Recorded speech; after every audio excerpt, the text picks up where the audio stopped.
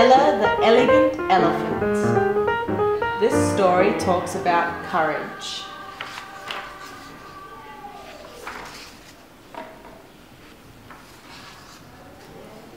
Somewhere in the great, wide Indian Ocean lie the elephant lands, hidden by a fog so thick that no human being has ever found them.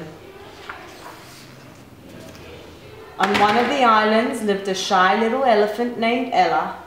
She loved her mother's new bakery and their cozy apartment above it. But they were new to town and Ella was worried.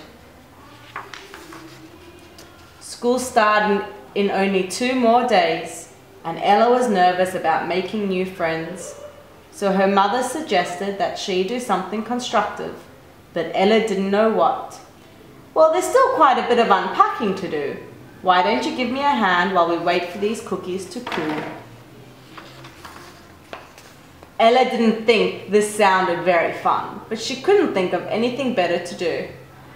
All right, she said. She followed her mother down the creaky stairs. The first thing Ella noticed was a dusty wooden hat box. A card taped to the top read, "To Ella from Grandma." Ella opened the box. Oh, Mum, look! Oh, yes, her mother said. I remember this hat very well. Grandma used to call it her good luck hat. It was very special to her. I'm sure that's why she decided to give it to you. Ella held the hat to her chest, then she put the hat on her head. I love it, she said. I absolutely love it. On the first day of school, Ella looked like all the other elephants in her class, except for one thing. Ella wore her hat. The teacher asked if she wouldn't mind sitting in the desk in the back row, so she wouldn't block the other students' view of the chalkboard.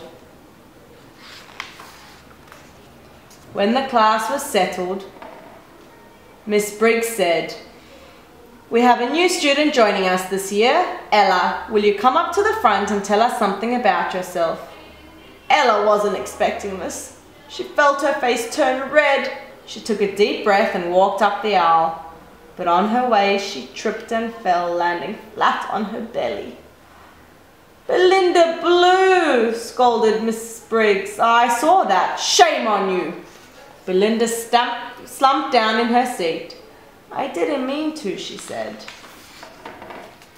At recess, Ella sat by herself, hoping that someone might ask her to play, but nobody did. Then Belinda Blue, the biggest elephant in the whole school, walked up to Ella and said, "That is a dumb hat. It doesn't even match your uniform." "Yes," said Belinda's friend, Tiki pushing her glasses. "But maybe she thinks she looks elegant in it," Belinda shouted. "I know. Let's call her Ella the Elegant." "Yeah," Tiki laughed. "Ella the Elegant Elephant." When Ella got home from school, her mother asked how her day was. "Terrible," said Ella. "Everyone made fun of my hat." "Why, they must not know how special it is to you. Maybe you should tell them." "I don't want to," Ella said. Her feelings were too hurt. "My dearest Ella," her mother sighed, "things will get better. I promise."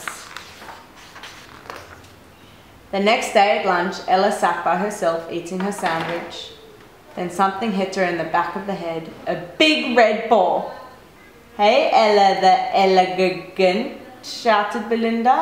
"Wanna play ball?" Ella didn't want to play ball with Belinda, but she was afraid if she didn't, she'd get teased even more. So she said, "Okay," and tossed the ball back. But Belinda did not toss the ball back to Ella. Instead, she threw it on top of the safety wall that was surrounded the schoolyard and said, "Well, why don't you climb up and get it then?" "But it's against the rules," said Ella. "Nobody's looking." Huffed Belinda. "But," Ella said meekly, "I think it might be dangerous." Belinda rolled her eyes. "No, it's not dangerous. Just climb up right now and throw it down. What could be more simple?" "Well, if it's so simple," said Ella, "why don't you do it?" Tiki and the others turned and looked at Belinda. Fine, I will. Belinda glared at Ella. But you flunked the test. Then she turned to her friends and shouted, well, don't just stand there, help me up. A crowd started to gather. Everyone wondered what was going on. So Belinda started showing off, tossing the ball from hand to hand and hopping up and down on one foot. See how easy it is, she exclaimed. But in all her hopping and jumping around, Belinda lost her balance and slipped. Nobody knew what to do. Some of them ran off to find a teacher, some of them covered their eyes, but most of them just stared at her. Belinda started to cry. Ella felt sorry for her. Maybe Belinda wasn't as tough as she seemed. Before she had time to think about what she was doing, Ella piped up. I'll help. She wasn't sure how, but she felt she had to try. When Ella got to the top, she said, okay, just grab my hand. Belinda did, and Ella started to pull with all her might. But since Ella was so small and Belinda was so big, Belinda weight pulled them both over the edge. They fell, and then something amazing happened. Nobody, not the elephants watching from the schoolyard, not the elephants sunbathing in the beach, not even Ella or Belinda could believe it. They were safe. When Ella got home from school, she told her mother about the exciting events of the day. Her mother scooped Ella up in her arms and said, Grandma's hat must be really good luck. What you did was very brave, but you must promise me something, Ella. Promise me you will never climb the safety walls again. What happened today was magical and not likely to happen twice. Don't worry, Ella said. I promise I won't. The next morning, Ella woke up much later than usual. She ran all the way to school, but she still didn't make it in time. When she burst through the classroom door, she couldn't believe her eyes.